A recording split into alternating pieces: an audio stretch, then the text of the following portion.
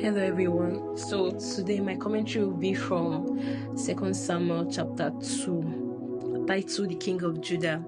So after Saul and Jonathan died, David inquired from God where he should go.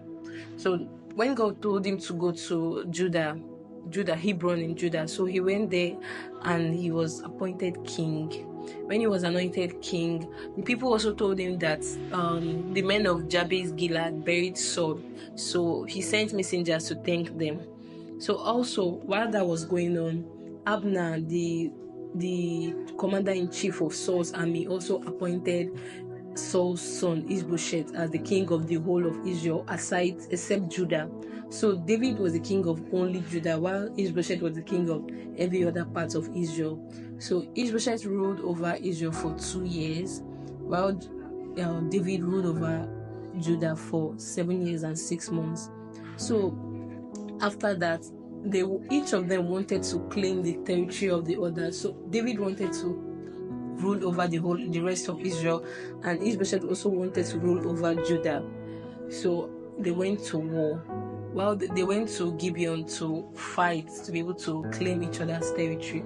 So 12 men from both sides rose and they killed each other with the sword.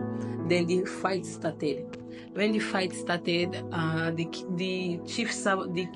commander-in-chief of David's side, Joab, and his brothers, Abishai and Asahel.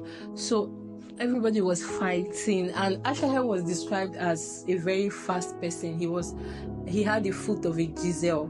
So as the fight was going on, so Asahel started pursuing Abner, the commander-in-chief of Ishbosheth's side, the son of Saul. So he started pursuing him, and as he was trying to catch up with him, Abner was telling him to go back, but he refused. He continued to pursue him until Abner struck him and killed him. So when the fight still continued until Abner told Joab that they should end the fight, that they cannot continue to fight and kill people. So sort of Abner kind of surrendered. So Joab blew the trumpet and told everybody to stop, and then the fight ended. So there were losses on both sides. On the side of Abner, 360 men were killed from the side of Abner, and from the side of David, 19 men were killed, including Asahel, making them 20. So the war was ended. So my takeaway from this chapter is the fact that we should always seek the face of God before we try to do anything. Just like David seek the face of God before he came to Judah to become the king of Judah.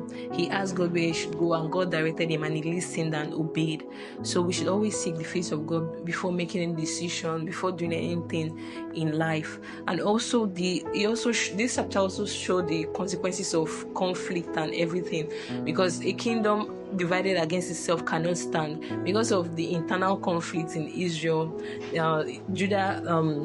David fighting, trying to get Israel, and Abner and Ishbosheth trying to get Judah. So it caused a lot of conflict, and a lot of lives were lost. So that was the consequence of the conflict. And in everything, God's promises still came to pass, because at the end of the day, David was anointed king of the whole of Israel in the subsequent chapters. So that's my lesson from this chapter.